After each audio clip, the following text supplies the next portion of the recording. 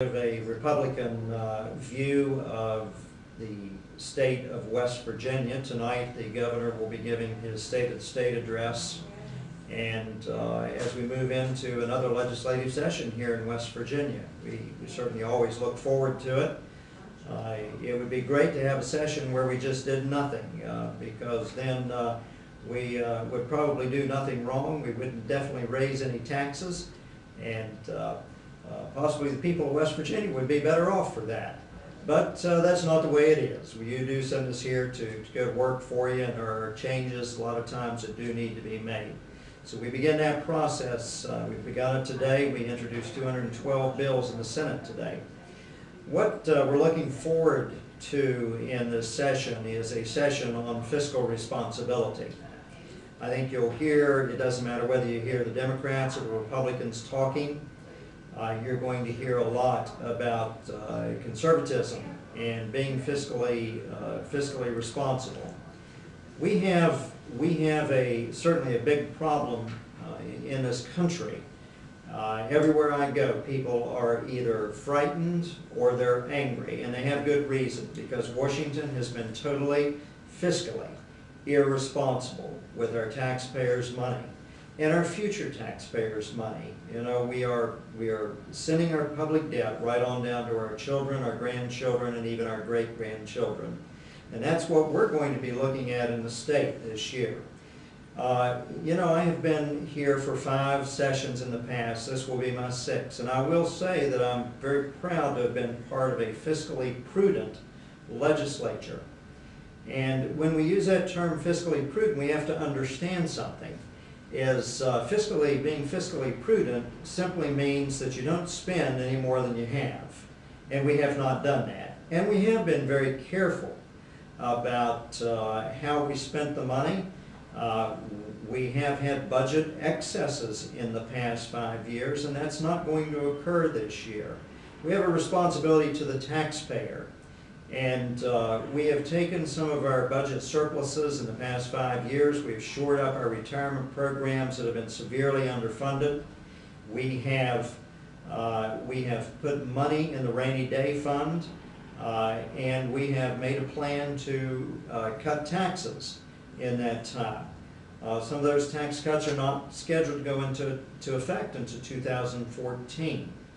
So, you know, here's where I want to clarify the difference between fiscal conservatism and the fiscal prudency. Fiscal conservatism means that you want smaller government and less taxes. And that is something we haven't done in the past. But we're facing a budget crisis right now, and what a budget crisis gives us the opportunity to do is look at state government and look at the efficiencies of it, and see whether or not we want to proceed in the same direction we've been going in the past. Well, the answer is no, because we have not cut state government. Our budgets have grown every year. So this year, if we need a 3% cut, then all we need to do is go back to the year before last. If we need a 6% cut, we need to go back a couple of years. It's real simple. Our governor and our legislative leaders have said we have not started any new programs. And if that's true, then it won't be too hard to go back to old budgets and just fill in the blanks. Well, you know, it's not that easy, but it sounds like a good place to start. And I want to talk to you about stimulus funding, because you're going to hear our Democrat leaders talk about thank God for the stimulus bill, because we are backfilling our budget. Well, let me tell you something about the stimulus funding. It's going to run out. You know, by the end of this year, if we accept all the stimulus funding that we really have in reserve right now and start using that to backfill, which is their term, that budget, then what we have done is we have only put off the inevitable. And the inevitable is that we must cut our budget. We've lost lots of jobs, thousands of jobs in West Virginia, and many of them are manufacturing jobs. Those jobs are not coming back. They're gone. They're gone for good. It doesn't matter how long we extend unemployment benefits. Those jobs aren't going to be back. So we have to address that problem. And as we look at that situation, then we know that our economic outlook and our economic forecast for 2012, 2013, 2014, it does not look good. We're going to have some real problems. So if we don't start cutting now, then we're only going to be in a worse position next year when we don't have stimulus funding or money to backfill with, when we really have to take even more severe cuts. The Obama administration has gone totally against and attacked our most important industry here, and that's the energy industry in West Virginia. And as long as Obama uses the EPA to continually attack our industry here in West Virginia, then folks, we don't have much of a chance to recover.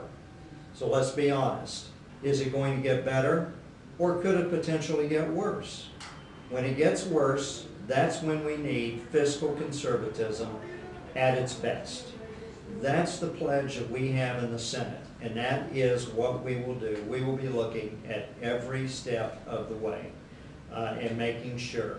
Another thing we're going to do is not provide any unfunded mandates. We will not allow any unfunded mandates to go to our school boards, our municipalities, our county commissions, that are going to cost them money when we have not set aside for those things to be done.